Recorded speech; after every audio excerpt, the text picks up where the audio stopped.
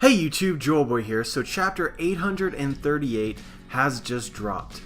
So check out that chapter before you check out my first reaction to the chapter, because as per usual, I'll be spoiling it. But now that you've checked it out, we can just jump right into this. And the first thing that I want to talk about is the name of the damn chapter. They seriously named it Broker, which I really have no words to describe how awful that name is.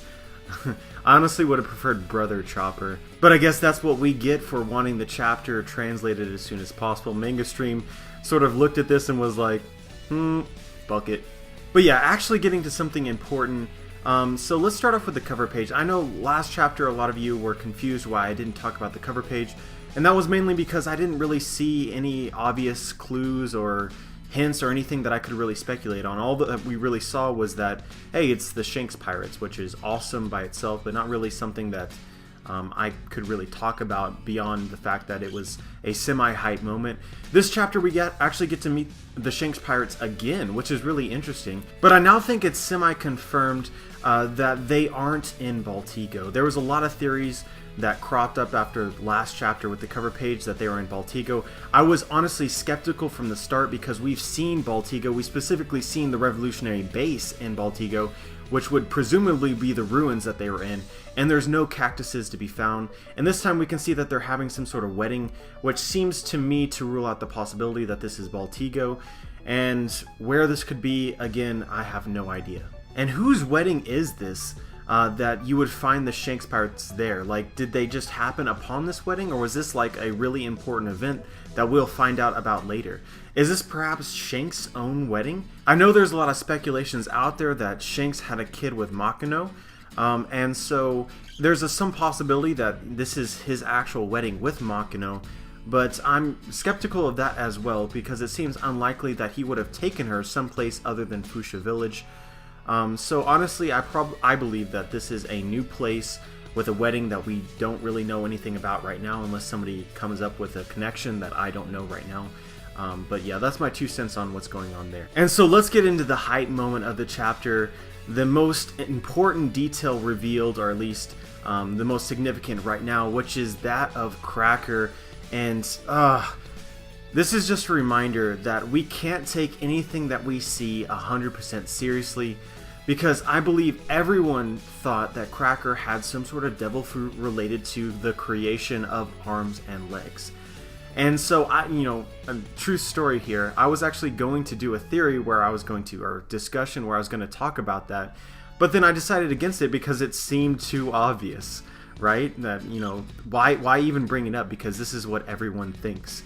I'm kind of glad that I didn't make that video now, because I don't need to hide my shame, because it was revealed this chapter that Cracker actually has the biscuit fruit, which allows him to manipulate biscuits into any form that he desires. So nothing to do with arms specifically at all.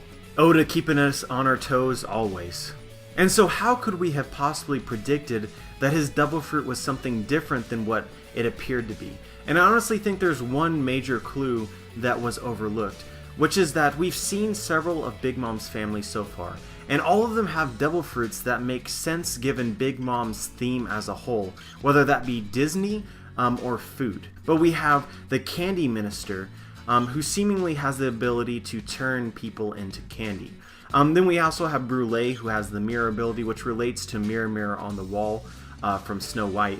And of course, Big Mom also has the ability to turn inanimate objects alive, which sort of makes sense given the Disney theme as well, because in Disney we often see things that shouldn't be alive, whether that be in Alice in Wonderland or Beauty and the Beast. This is just something that often occurs, and so you have sort of a theme building with Big Mom's family and their devil fruit abilities.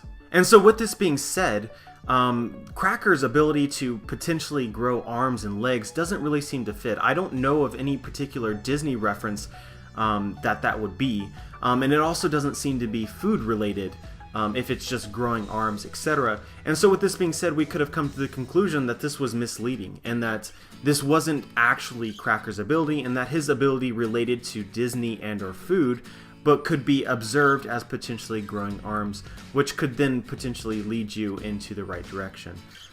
So yeah, just food for thought there. This could also be used going into the future if we see any more Big Mom subordinates and their Devil Fruit abilities. If they don't appear to be related to these themes, then we could also maybe predict that they are that we're being misled. But yeah, let's go now into Cracker's ability and how it relates to Luffy's fight versus him. And so I know the first thought to this reveal is, oh my god, Cracker is overpowered. Luffy had to go Gear 4 just to beat one of these things, and he can literally create a limitless number of them. And as they get destroyed, create even more to replace those that get destroyed. And honestly, the first impression everyone should have is, uh-oh, this does not look good whatsoever. But at the same time, I think Cracker also revealed in this chapter what his major weakness is, and that's pain. If Luffy can somehow circumvent all of these biscuit shields, I'm going to call them, and then get to him specifically, it may be really easy to defeat Cracker. But the problem is getting to him through all of his shields. I'm not exactly sure how Luffy is going to do this, or if Luffy is going to be the one to specifically do it. I think in this case, Nami could actually play a role as well, given that it seems as though just damaging Cracker would open up the opportunity of defeating him, since he fears pain more than anything else. To be honest, the impression I get is if you have somebody who fears pain more than anything else, then he has spent a good majority of his life avoiding pain. Therefore, he hasn't built up a tolerance for pain, and therefore hasn't probably been hit very often in order to sort of increase his own defenses, as in his own personal defense. He relies on these Cracker biscuit shields rather than his own personal defenses, which should make him himself a very weak character. I'm honestly reminded most of Logia Devil Fruit users, which are so confident in their abilities that they often don't master Haki, and when they happen to come across somebody who is an expert in Haki, they stand no chance whatsoever. So I think in this case, Cracker would stand no chance against somebody who could avoid his biscuit shields and then get to him directly. But of course, this isn't guaranteed at this point in time because we know nothing about Cracker. Other than the fact that he fears pain, he could still have a high tolerance for pain even though he avoids it constantly. Also, another thing related to this that I found interesting is that it seems as though the first Cracker that Luffy faced had a lot more endurance to it than all of these newer Crackers that are appearing now. And I think this has something to do with Haki and how it's distributed, and how Cracker is actually able to distribute his Haki among all of his biscuits, which is they're naturally hard and hard to break. But while he was inside of one, he could actually give it Haki to make it even harder. But when he's not inside of them, or perhaps there's a lot of them, he's not able to give them Haki, which makes them a lot easier to destroy. And so going into another topic, we have Chopper and Carrot inside of Brulee's mirror world. And I think this should be pretty obvious at this point in time, but it seems as though they have access to all the mirrors within Whole Cake Island. Given Brulee's powers in the mirror world, they can basically spawn at any mirror. Now, I don't know how they'll be able to tell where exactly that they would come out, or if they can just go back in, or how exactly it works. Probably the simplest answer here is that they can simply look through the mirror and see what's on the other side. But the impression that I'm getting is that Chopper and Carrot, while currently in the mirror world, are pretty soon going to be somewhere else completely. And where they end up coming out is obviously going to be hugely important to the plot going forward, because that will determine their circumstances, who they'll be facing, and what they'll do next. And so my first and most obvious thought is that they're about to appear right next to Sanji. I haven't yet looked back at previous chapters, but if my memory serves me, there was actually a mirror present where we last saw Sanji, where we got a full perspective of the room in which he was being kept.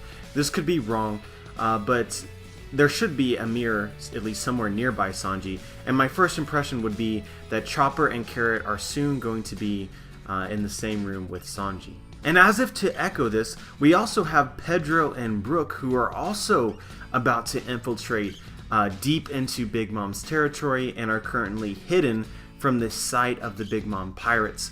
I think all of these events are going to add up to the Big Mom pirates being highly confused as to how the Straw Hats got to where they're going to go. And so jumping into another topic now, we have Big Mom, and she talks about the situation with the Straw Hats firsthand, which is something that I've been waiting for. And so some ideas that I had have been debunked, and so we can start to narrow down the possibilities as to really what kind of role Big Mom is going to play with the Straw Hats. And my first impression, based on what she says, is that Big Mom is not looking to marry Luffy or anything like that right now. She really has no love for Luffy. But what is interesting is that I think it is now confirmed that Big Mom has specifically lured Luffy here and sort of are testing them to see if they can retrieve Sanji.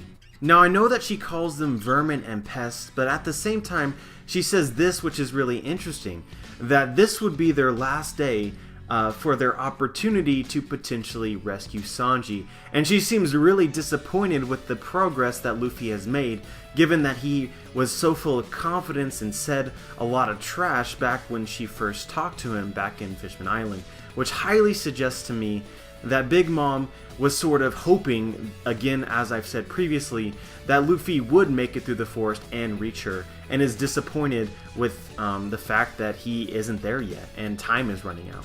And what's even more interesting is that Big Mom doesn't seem to be specifically defending Sanji or preventing the Straw Hats from getting him. If she really wanted to stop Luffy, she would have kept Sanji in her castle the entire time, knowing that Straw Hat Luffy was there. Because as she said, having Sanji within her castle drops the chances, in her opinion, of Luffy rescuing Sanji to 0. So if she really didn't want that to happen, that's where Sanji would have been the entire time. But as we can see, that wasn't the case. And so, with this being said, there was an opportunity before Sanji got inside of her castle in which she believed Luffy had at least some chance of rescuing Sanji, which is what I've been saying this entire time.